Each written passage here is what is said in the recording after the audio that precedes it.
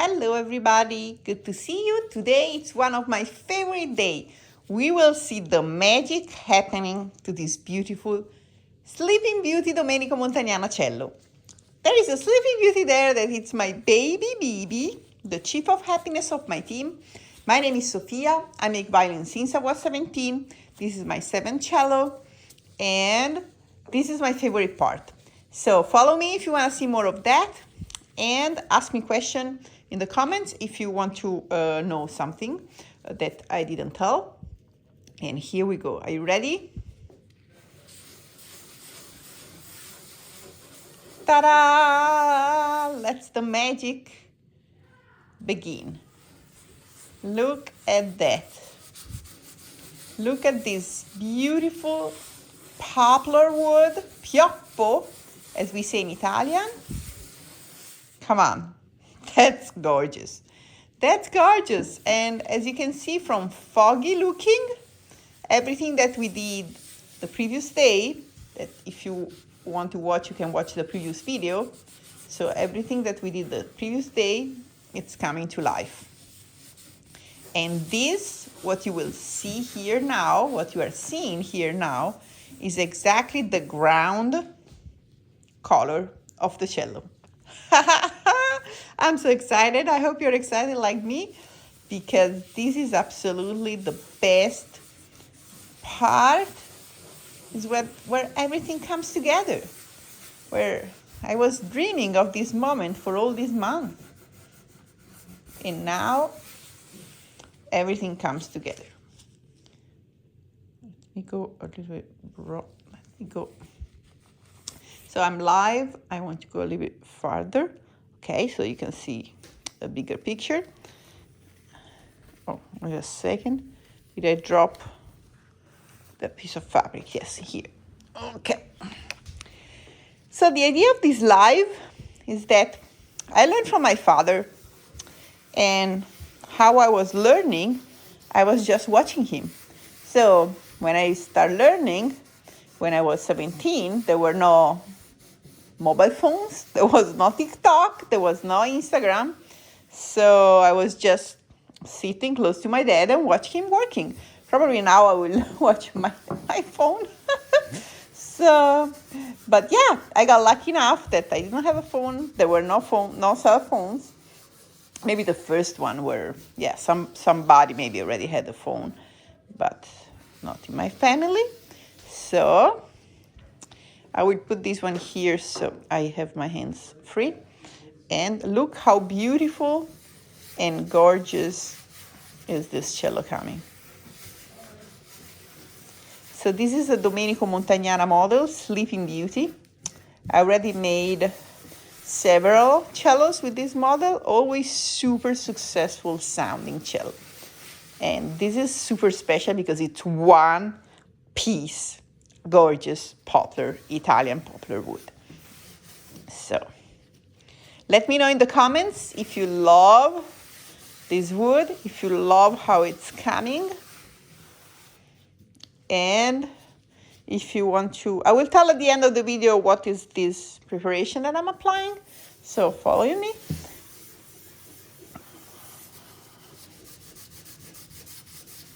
And let me know if you like the content that I'm sharing, if I keep, I mean, if I should, I don't like should, if it's a good idea to continue to publish content like that.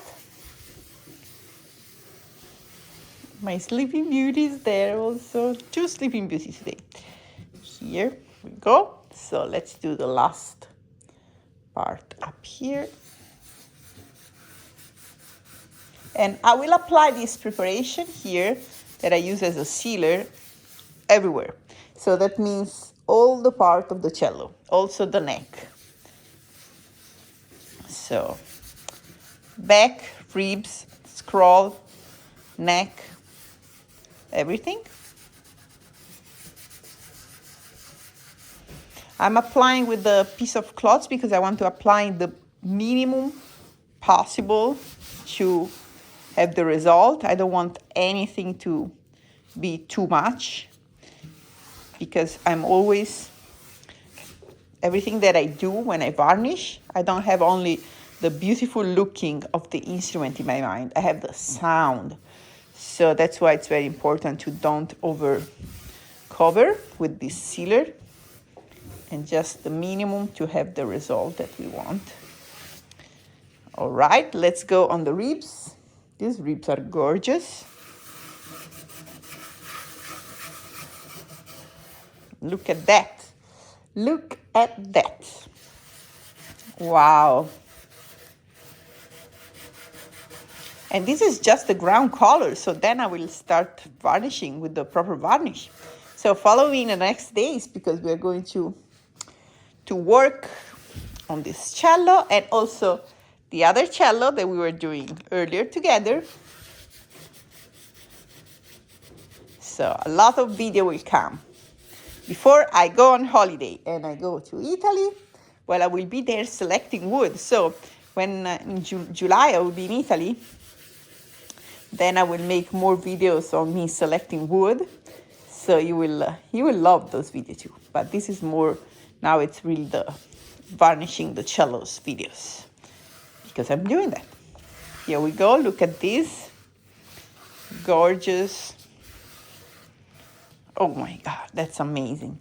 This is amazing. This is going to be stunning. And when my mom was here with us, she was always varnishing my father's cellos, because my father is a pro cello maker. So he made like 200 cellos in his life. Crazy, crazy paints.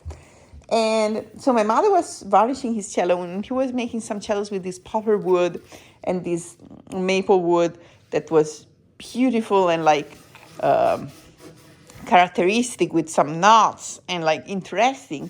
And our friend Roberto Collini, an amazing violin maker from Italy also, so he made a joke.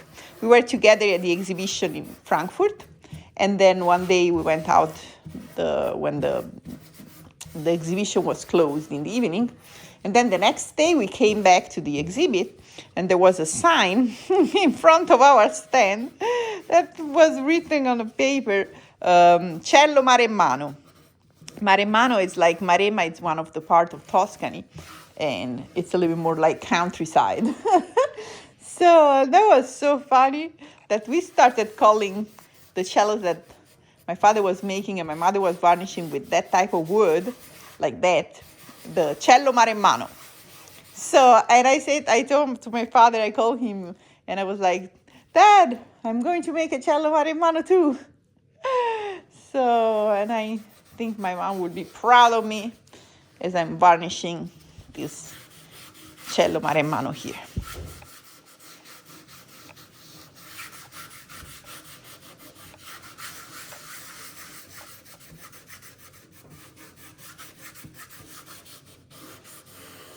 So it will take some time, because I want to be sure that I'm going everywhere, all the corners, all the edges, all the ribs. Okay, let's go on the other side of the rib. Always check that the end pin is not falling. And here we go for more of that.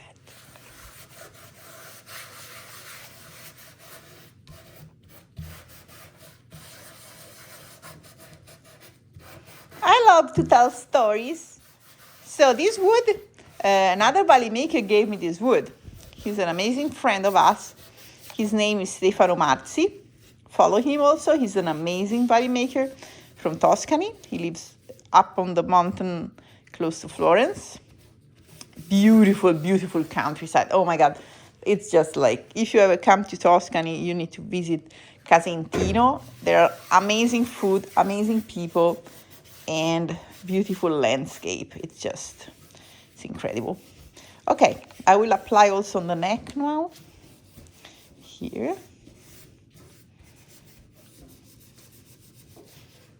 So our friend Stefano Marzi, he found this beautiful poplar wood, and then he sold me one piece last summer.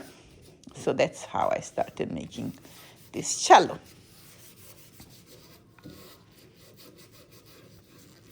And as you can see, the neck is not poplar, the neck is maple. There is a neck craft here,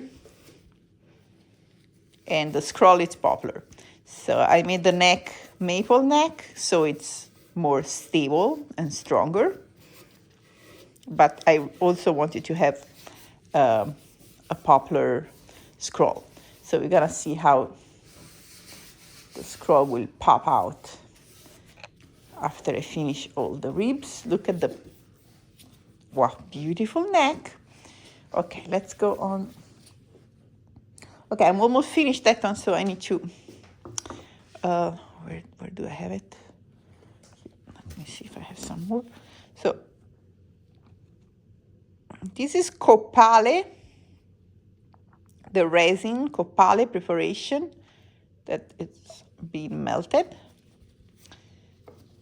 And I found that it's the best way for me for sealing the instrument. So this is my own method.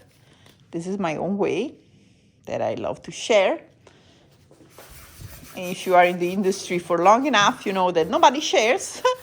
So I want to be different. I want to be the change that I want to see. And so that's why I'm sharing, because and going back to our dear friend and valley maker, Stefano Marzi. So he is the first maker that I ever taught my varnishing method. So he was coming to the workshop to visit us to get some information. And my father said that the first time he saw Stefano, he's such a lovely and kind person. And it remembered him, his father. So my father. So my father, when he saw Stefano, remembered him, his father. And my grandfather, so he started making violins coming from a little town on the middle of the mountain, like 60 kilometers from Florence. So then to learn, he was going also to town. This was in the 1930s. So he was going to town to visit the valley makers that were in Florence at that time. And they were teaching him wrong. I know, I'm laughing, but there is not too much to laugh, but it's true, because I'm laughing because this is so much like cliche for valley makers. So if they don't want to teach you, then they teach you wrong. If they teach you, so it's better don't teach if you want to teach wrong. And so, and my grandfather was suffering from that. So when Stefano Marzi came to our workshop in Florence, and he also is living in a little town up on the mountains. So then he remembered to my father, his father, and then said, okay, I will not do like the other valley makers in Florence were doing with my father. So I'm going to teach this person whatever I know in a very honest and sincere way. And I did the same, because I always be the master at varnishing in my workshop. So I always been the one that was varnishing everything. So then my father and my brother were telling him more things about making. And then I was sharing with him all the secrets of my method for varnishing. And the fun fact is that he started becoming really good at varnishing. So good that every time he was visiting, I was showing what I was doing, and he was showing me what he was doing. And I was feeling that he was getting better than me. But this thing, instead of making me feel sad or whatever, was making me feel willing to learn more, and asking, what are you doing here differently? Or how did you approach this part? So it was like a race. It was a race to beauty. It was like a race to make better. And still it is. We are commenting each other posts. And then when I go to Florence, I spend some time also at his place to work and share. So then I realized that sharing with good people is not taking anything from you. Instead, is really enriching you. So, and I'm sure if you're here, I attracted you, and you are a very good person. So I'm very happy to have you here. And then also After that, I started teaching my method to many makers that at the end I made a whole video course so I could like teach to many more people around the world. And it's amazing because one of them just won an award for a competition for Violin Makers Award. Thank you also to my varnishing method, preparation of the wood. And so I'm so happy. I'm so happy because it's working. It's getting, more people are getting successful, and also thanks to me. And this makes me so happy, like worth living a life. So this one, if you see there is some patchy somewhere, I'm not scared because I will solve all this little patchiness when I will start varnishing. But I'm very happy that the color, it's very similar. Consider that the top usually starts much, much whiter. So I'm really happy about the color that I managed to gain here and reach here. So this is a beautiful piece of spruce with like bare claws everywhere. You see them? It's just, in Italian we say lumacature, like snail road, because it looks like a snail was walking here.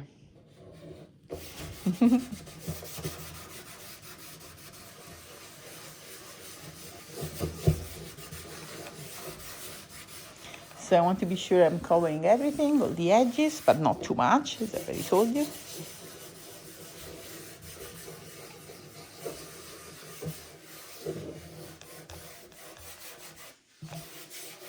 Okay, almost done, almost done.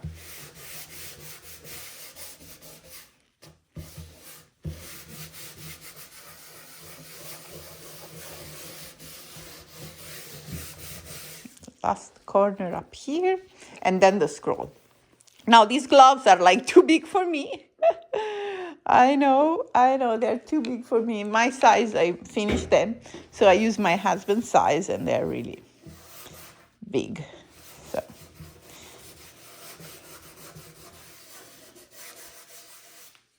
But we can do what we have. So it's okay.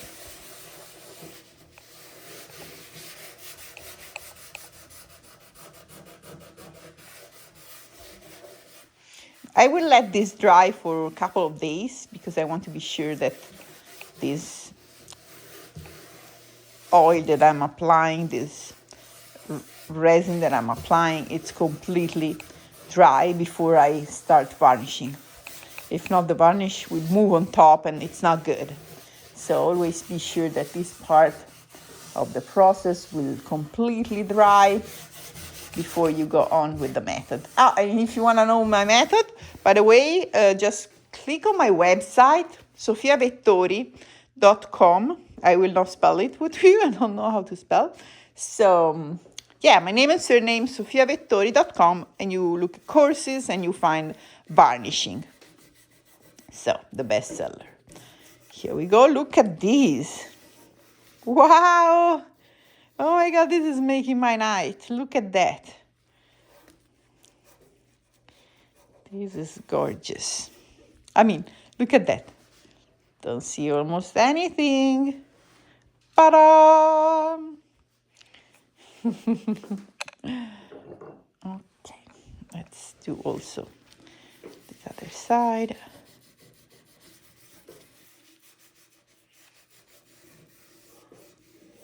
Wow. And the beautiful thing is that I started with this cello with my dad.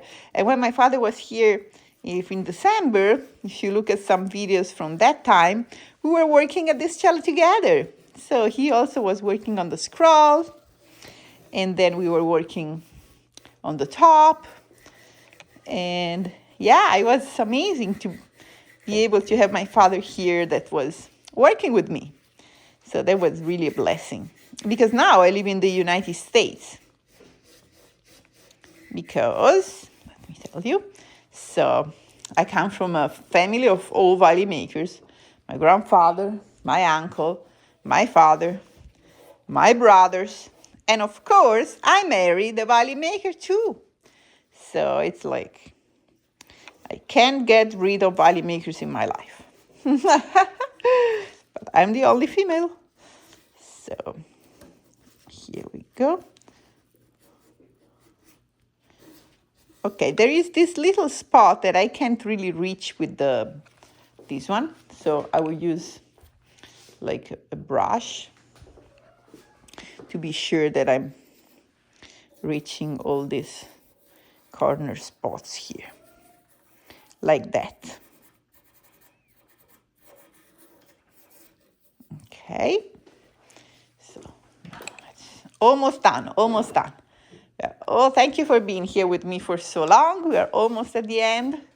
Here we go, la dorsale. Guardiamo come viene, pronti?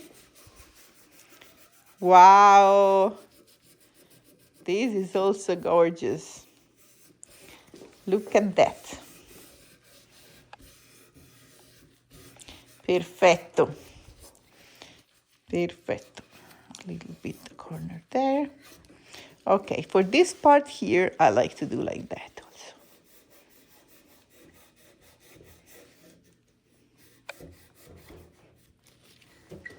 Let me double check if the end pin is still, it's coming out. Okay.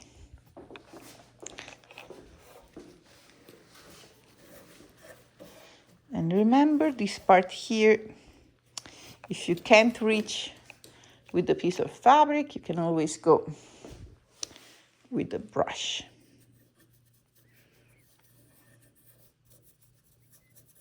I'm not too concerned for the scroll if there is too much material. Of course, it needs to dry, that's for sure, for the varnish, but for sound, I mean, the scroll, it doesn't change. But for the rest of the body, just what I will do now, we are at the end. I will take a piece, a clean piece, and I will just remove everything that it's too much.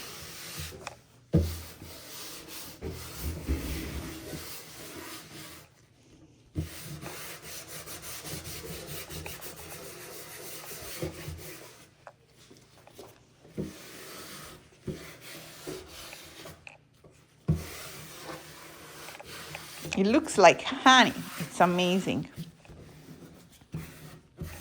And this will not change. So when we were applying the preparation, the water base at the beginning, and then it was drying, it was going back opaque. And this one, no, this will not change. This will stay as beautiful as it is. Forever. It will be the ground of this cello. Let me know if you like it. Bibi, the Sleeping Beauty woke up? What do you think? It's time to go to bed? You just woke up. We're going to go outside for a little bit and then we go sleeping. Here we are with this Sleeping Beauty cello, with my Sleeping Beauty baby, and with the sleepy Sofia, pretty tired. I wish you a wonderful night and thanks again for being here with me. Ciao, ciao. Remember, like, subscribe, share, and all the YouTube things. Ciao, ciao.